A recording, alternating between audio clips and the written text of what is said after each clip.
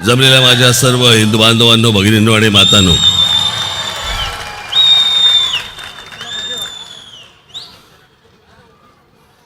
मी आता जवळपास गाडीने दुबईवरून इकडे आलोय. कुठच्या कुठे गेलो होतो, तिथून आता मला सतत धाकधूक होती.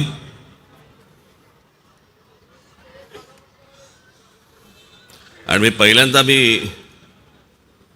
दिलगिरी व्यक्त करतो आणि आभार मानतो माझ्या वर्सोव्याच्या माझ्या सर्व महाराष्ट्र सैनिकांचे. माझी तिकडे सभा ठरली असताना मला तिथे जाता नाही आलं, कारण या मुंबईच्या ट्रॅफिकमधनं रस्ता काढत काढत येईपर्यंत हैराण व्हायला होतं. आणि मी जर समजा बोरिवलीची सभा आटपून जर वर्सोव्याला गेलो असतो तर मी इथे पोहोचूच शकलो नसतो.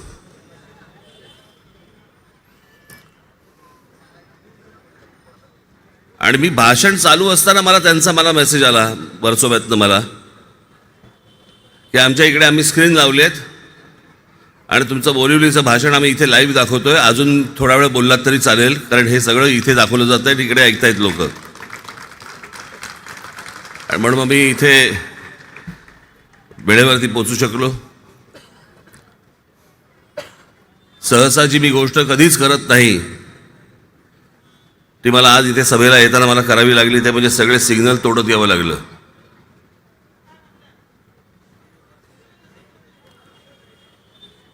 आणि म्हणून मी आज इथे आपल्यासमोर मी येऊ शकलो, वेळेत येऊ शकलो.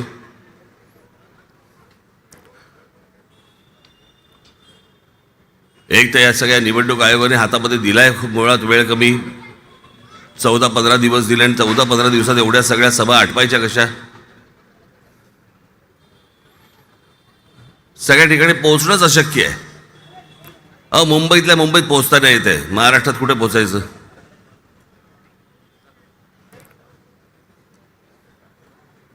पण आज ही विधानसभेची निवडणूक लागली आहे.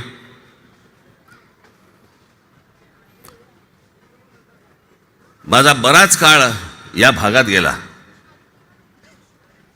सामनामुळे. मी आता आतमध्ये ज्यावेळेला येत होतो त्यावेळेला ज्याला आपण फ्लॅशबॅक म्हणतो ना, फ्लॅशबॅक, असे फ्लॅशबॅक मला येत होते.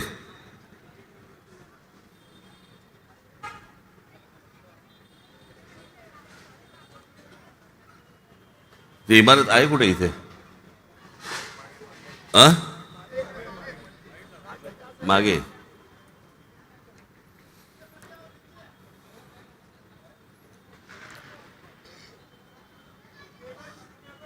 काय योगायोग असेल मला कल्पना नाही या सगळ्या गोष्टींचा.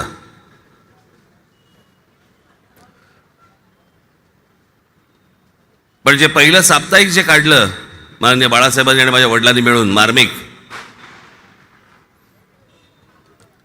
त्याचा प्रेस जिकडे तो छापला जायचा तो देखील इकडे या प्रभादेवी इंडस्ट्रियल इस्टेटमध्ये.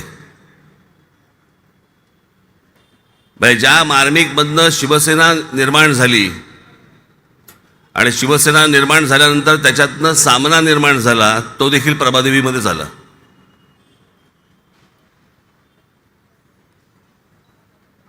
हा संपूर्ण भाग हा थोडासा मला जुन्या आठवणी सगळ्या उजळायला लावतो. आमच्या घरामध्ये 1922 साली माझ्या आजोबांनी पहिलं काय म्हणून त्याला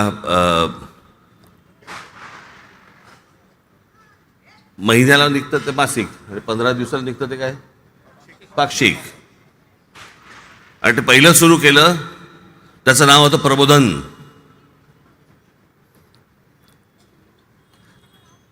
केशव सीताराम ठाकरे यांचं प्रबोधन नावाचं पाक्षिक सुरू झालं आणि मग माझ्या आजोबांना लोक प्रबोधनकार म्हणून ओळखू लागले.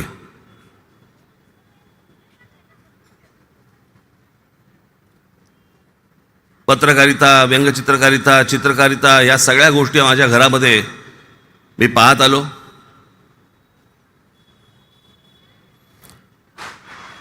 आजोबांनी प्रबोधन नावाचं पाक्षिक सुरू केलं आणि त्याच्यानंतर 1960 साली या इथेच दादरमध्येच साप्ताहिक सुरू झालं, मार्मिक. त्याच्या अगोदरचा संयुक्त महाराष्ट्राचा सगळा काळ, त्या संयुक्त महाराष्ट्राच्या काळामध्ये आचार्य यात्रेंची 2 वर्तमानपत्र होती, एक मराठा आणि एक नवयुग. आणि मराठामध्ये माननीय बाळासाहेब व्यंगचित्र करत आणि नवयुगमध्ये माझे वडील श्रीकांत ठाकरे हे व्यंगचित्र करत.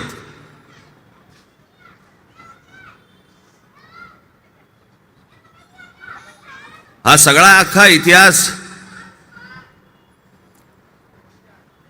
करत करत मार्मिकची स्थापना झाली, मार्मिक सुरू झाला. आणि मार्मिक सुरू झाल्यानंतर मग त्याच्यातनं एके दिवशी मराठी माणसावरती अन्याय होतोय, म्हणजे त्याच्यामध्ये सदर असायचं, वाचा आणि थंड बसा. याद्या यायच्या त्याच्यामध्ये की मराठी माणसाला कसं डावललं गेलं आणि इतर दाक्षिणात्य कसे येत आहेत आणि बाकीच्या सगळ्या गोष्टी कशा होत आहेत. आणि त्याचं फक्त सदराचं नाव होतं वाचा आणि थंड बसा. आणि मग हळूहळू हळूहळू या गोष्टीला सुरुवात झाली आणि मग सुरू झालं वाचा आणि उठा. आणि मग त्याच्यातनं एके दिवशी माझ्या आजोबांनी माननीय बाळासाहेबांना विचारलं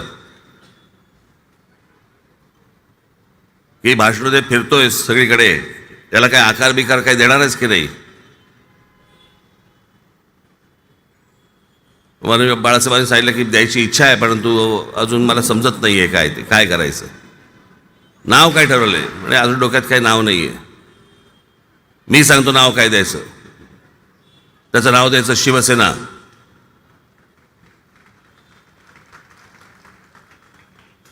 आणि याच्यातनं एक संघटना उभी राहिली, संघटनेचा पक्ष उभा राहिला. आणि मग मी आम्ही त्या मुशीमधनं सगळे आम्ही देखील उभे राहिलो.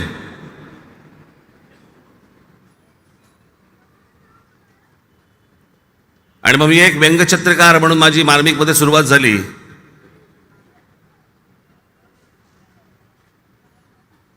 मी त्याला खरं तर शाळा आणि कॉलेजच्या मध्ये असा होतो, म्हणजे 9वी 10वीत ती गोष्ट असेल. आणि तेव्हा मी सगळी सुरुवात केली मार्मिकमध्ये व्यंगचित्र करायला.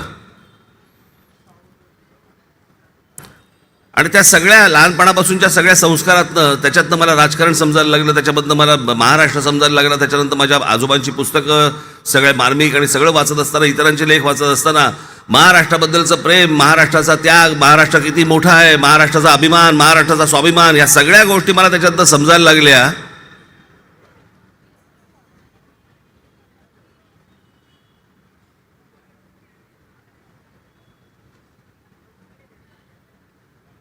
आणि मग 1985 साली माननीय बाळासाहेबांनी आणि माझ्या वडिलांनी व्यंगचित्र करायचं बंद केलं. आणि त्याच्यानंतर संपूर्ण व्यंगचित्राची जबाबदारी माझ्यावरती येऊन पडली. मग 88 साली मला असं वाटतं की सामना आला. तोपर्यंत मी 2 वर्ष मार्मिक आणि लोकसत्तेमध्ये फ्रीलान्सर म्हणून काम केलं. मार्मिकमध्ये होतोच, लोकसत्तेत फ्रीलान्सर म्हणून काम केलं. आणि मग सामना आला. मग सामनामध्ये व्यंगचित्र सुरू झाली माझी. खूप आनंदाचा मजेशीर काळ होता सगळा तो.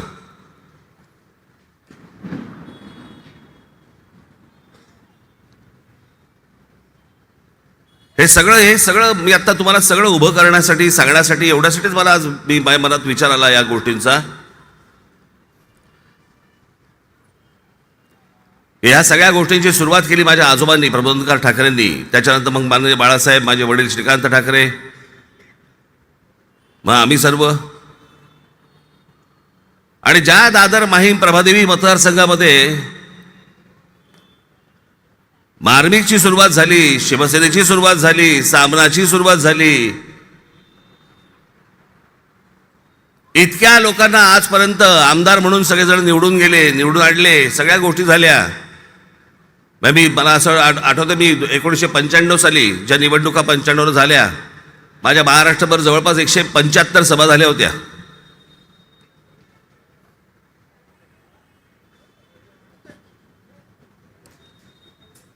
अनेकांसाठी सभा झाल्या होत्या. त्यातल्या एकासाठी इथे पण झाली होती.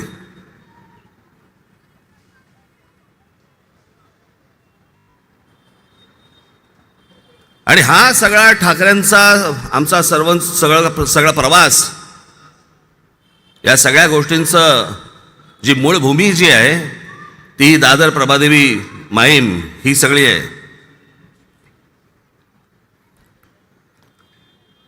आणि जे आजपर्यंत कधी घडलं नाही ते आज पहिल्यांदा घडतंय की आमच्या 3 पिढ्या या सगळ्या अख्ख्या या महाराष्ट्रासाठी लिहिण्यात, व्यंगचित्र करण्यात, समजवण्यात, प्रबोधन करण्यात सगळ्यामध्ये गेल्या. पण याच दादर माहीम मतदारसंघामध्ये, प्रभादेवी मतदारसंघामध्ये आज पहिल्यांदा एक ठाकरे उभा राहतोय.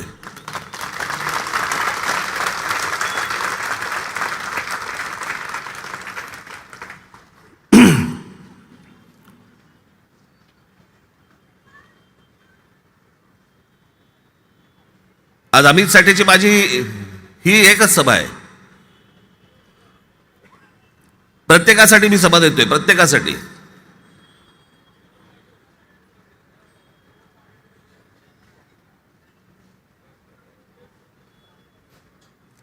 पण हा सगळा अख्खा इतिहास मी जेव्हा बघतो, विचार करतो, आणि त्याच्यानंतर 2006ला मी शिवसेना पक्षातनं बाहेर पडलो. मी त्यावेळेला म्हटलं होतं, मी बाहेर पडताना म्हटलं होतं, माझा वाद माझ्या विठ्ठलाशी नाही आहे, तो त्याच्या आजूबाजूच्या बडव्यांशी आहे.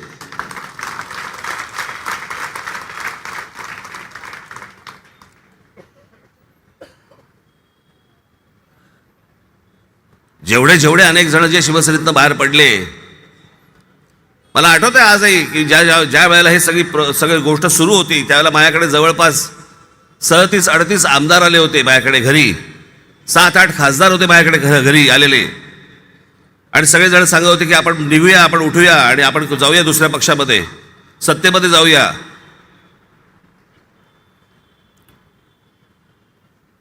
मी म्हटलं माझा वाद बाकीच्यांशी आहे, माझा वाद बाळासाहेबांशी नाही आहे.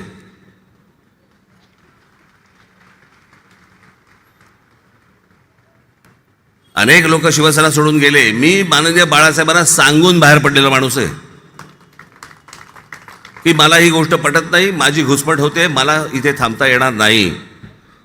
मला तो दिवसही आजही आठवते मला की मी जेव्हा त्यांना सांगितलं, त्यांच्या लक्षात आलं की हा आता नाही थांबणार, त्यावेळेला त्यांनी असे मला हात केले होते, मला शेवटची मिठी मारली आणि मला म्हणाले जा.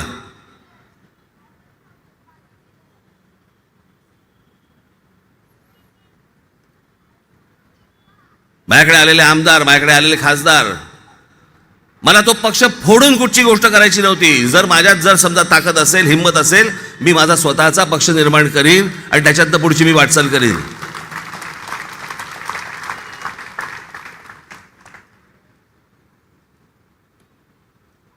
त्याच्यामुळे मी दगा देऊन, धोका देऊन मी बाहेर नाही पडलो.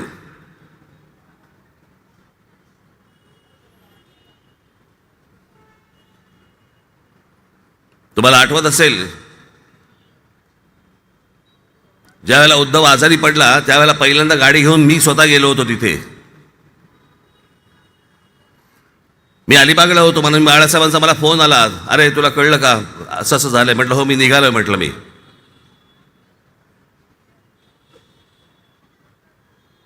मी परिवाराच्या आड कधी राजकारण येऊ दिलं नाही.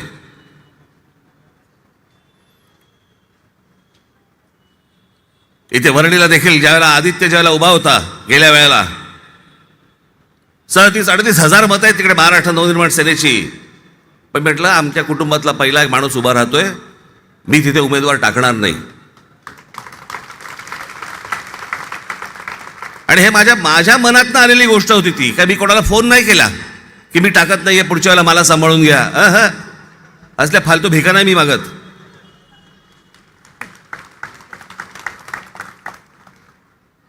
माझ्याकडनं जेवढ्या चांगुलपणात जेवढ्या गोष्टी होतील तेवढ्या मी केल्या. आज अमित उभा राहत असताना देखील मी भिका नाही मागणार.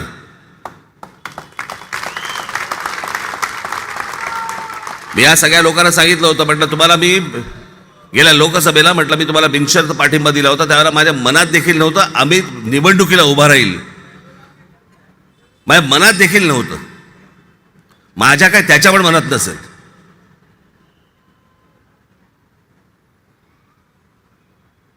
त्याच्यामुळे तो विषयच नव्हता.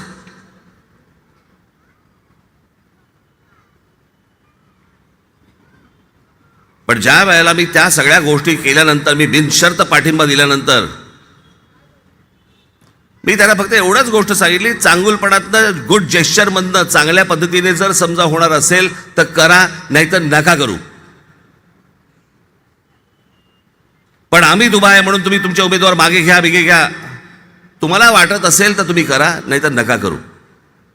जे समोर येतील त्यांच्याशी लढू, निवडून नक्की आणणार.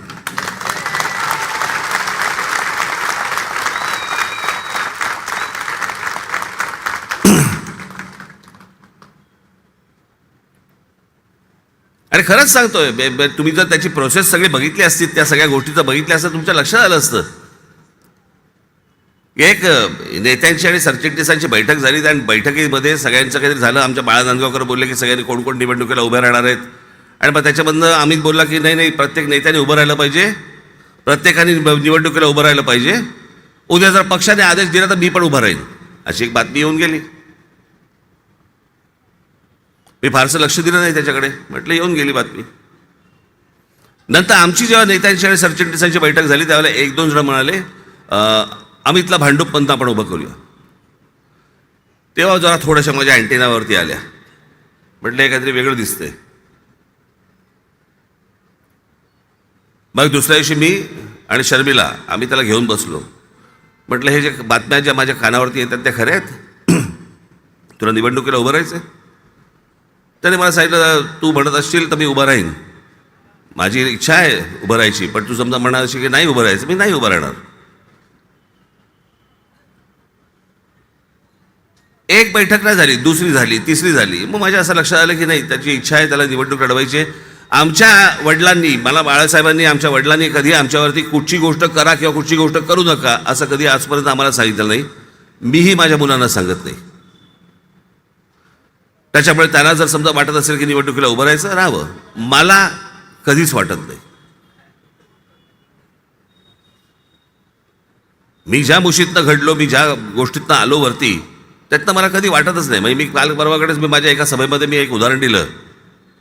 मी लहान होतो त्यावेळेला, साधारणपणे 74 सालची गोष्ट असेल, आणि बांद्र्याला आमच्याकडे मातोश्रीला आमचे एक गाडी चालक होते, वाहन चालक माने नावाचे. ते त्या दिवशी आले नव्हते, संध्याकाळची वेळ. आणि त्यावेळेला शिवसेना भवन वगैरे असं काही नव्हतं. त्यावेळेला इथे एक तुळशीबाई रोडला ते झारापकरचं दुकान आहे, त्याच्या बाजूला एक इमारत होती ब्ल्यू पर्ल नावाची. तिथे पहिल्या मजल्यावरती का दुसऱ्या, पहिल्याच मला असं वाटतं पहिल्या मजल्यावरती एक छोटी एवढीशी एक रूम होती, ते शिवसेनेचं ऑफिस होतं. आणि बाळासाहेब तिकडे कार्यालयामध्ये निघाले होते, संध्याकाळची वेळ.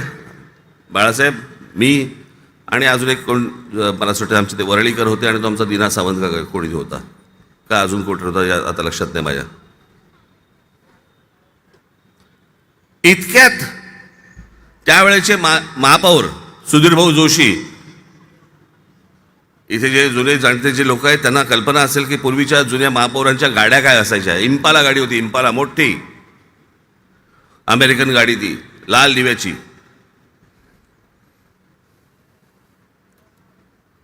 आणि तेवढ्यात सुधीर भाऊ आले. भाऊ आल्यावरती भाऊ म्हणाले की बाळासाहेब जरा मला 2 मिनिटं बोलायचं. मग दोघे परत आतमध्ये गेले थोड्या, आणि परत बाहेर आले. आणि भाऊनी विचारलं सुधीर भाऊनी की कुठे चाललात? ते म्हणाले नाही आपल्या कार्यालयात चाललो. म्हणजे बसा ना मी सोडतो. नाही ते म्हणे ते तुमचे दिवे तुमच्यापाशी राहू देत, मी नाही त्या दिव्याच्या गाडीत बसणार. मी एवढासा होतो लहान, मी सगळं ते ऐकत होतो, बघत होतो. आणि मग आम्ही टॅक्सीमध्ये बसलो. बाळासाहेब बाजूला बसले, इथे मी मध्ये बाजूला एक जण अजून आणि एक जण पुढे. आणि टॅक्सी सुरू झाली. या बांद्र्याच्या या ब्रिजवरती, तो रेल्वेचा ब्रिज आहे ना बांधलेला, त्याच्यावरती असताना टॅक्सी असताना, त्याला सगळं मोकळं असायचं, तिथे टॅक्सी असताना मी एकदा मागे वळून बघितलं. आणि माझ्या लक्षात आलं की एका टॅक्सीच्या मागे एक लाल दिवा येतोय. तो लाल दिवा ज्याच्यामुळे होता ती व्यक्ती माझ्याबरोबर टॅक्सीत बसली होती.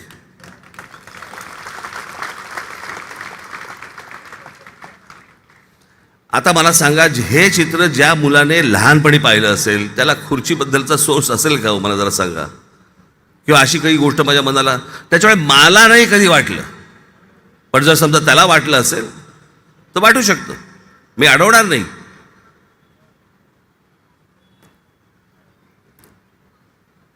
जसा आज अमित माझ्यासाठी इथे उभा आहे पक्षातर्फे, तसा माझा संदीप पण उभा आहे, तसे माझे इतर उमेदवार उभे आहेत.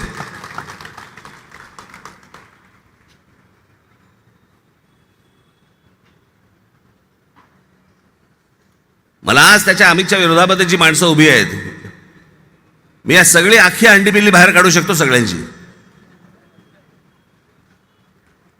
पण मला त्या घाणीत हात नाही घालायचंय. माझ्यासाठी म्हणून सगळ्यात महत्वाची गोष्ट माझ्यासाठी महाराष्ट्र आहे, मुंबई आहे, आणि जी मला घडवायची आहे, उभी करायची आहे, जे माझं स्वप्न आहे,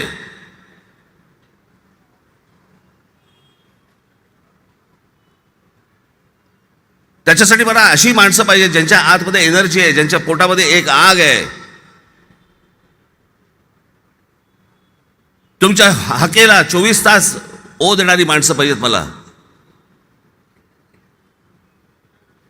आणि मी तुम्हाला आत्ता सांगतो, अमित राज ठाकरे असं नाव जरी असलं तरी त्याला भेटायला तुम्हाला अपॉइंटमेंटची गरज लागणार नाही.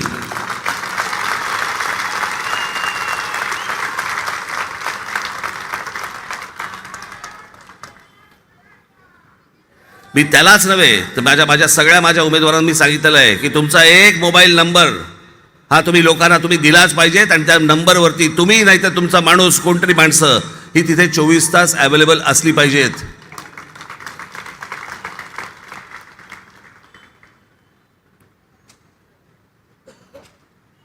आज जो सगळा राजकारणाचा विचका झालेला आहे त्याच्यामध्ये नवीन विचारांचे, नवीन उमेदीचे, नवीन ताकदीचे, पोटात आग असलेली अशी माणसं तिकडे आतमध्ये विधानसभेमध्ये जाणं गरजेचं आहे. थकलेली, हुकलेली असली माणसं पाठवून काय होणार आहे?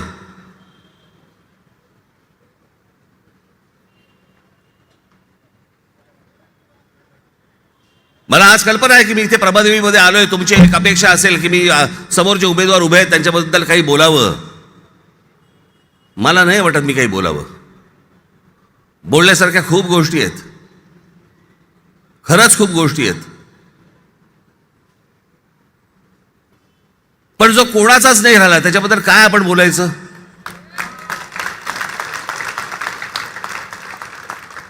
माननीय बाळासाहेब हयात असताना ही व्यक्ती काँग्रेसमध्ये गेली, काँग्रेसमधनं आमदारकीला उभी राहिली, मग काँग्रेसमधनं आमदारकीला पडली, मग पुन्हा परत शिवसेनेमध्ये आली, मग पुन्हा परत निवडणूक लढवली, मग पुन्हा एकनाथ शिंदेचं बंड झाल्यावरती पेट्रोल पंपावरती एकनाथ शिंदेला शिव्या दिल्या आणि संध्याकाळी एकनाथ शिंदेबरोबर जाऊन बसले. कोण ही माणसं? व्यक्ती म्हणून ज्यांच्यावरती विश्वास ठेवता येत नाही, हे आपले आहेत का नाही आहेत? त्यांच्याबद्दल आपण काय आणि किती बोलणार? आणि याच व्यक्तीबरोबर दुसरे जे उमेदवार उभे आहेत ते पण त्याच वेळेला बाळासाहेब हयात असताना शिवसेनेतनं बाहेर पडून काँग्रेसच्या तिकिटावरती नगरसेवक पदाला उभे होते. मगाशी मी सांगितलं ना तुम्हाला, शिवसेनेतनं मी बाहेर पडलो, पण बाळासाहेबांना सांगून बाहेर पडलो. मी कुठच्या राजकीय पक्षामध्ये नाही गेलो, कारण मनामध्ये माझ्या फक्त एकच गोष्ट होती, बाळासाहेब ठाकरे सोडून मी कोणाच्याही हाताखाली काम नाही करू शकत.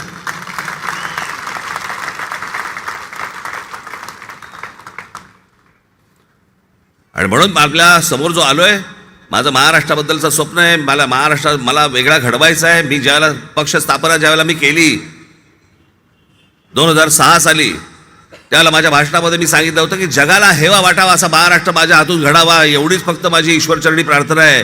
आणि खरंच मी जे स्वप्न पाहतोय ते काय खुर्चीसाठीचं स्वप्न नाही आहे. मी जे पाहतोय, जे जगात मी पाहिलंय, ते मला महाराष्ट्रात आणायचंय. माझ्या तरुणांमध्ये, माझ्या महाराष्ट्रातल्या तरुणींमध्ये कोणती कमतरता आहे? कोणतीच कमतरता नाही आहे. पण नवा विचार देणारी माणसं त्यांच्या आजूबाजूला नाही आहेत. नवं स्वप्न दाखवणारी माणसं त्यांच्या आजूबाजूला नाही आहेत. आणि मला असं वाटतं की ती नवी स्वप्न आणि नव्या आशा घेऊन यापुढचा महाराष्ट्रामधला तरुण आणि तरुणी या पुढे आल्या पाहिजेत. अहो, महाराष्ट्र या महाराष्ट्र शिवरायांचा महाराष्ट्र आहे.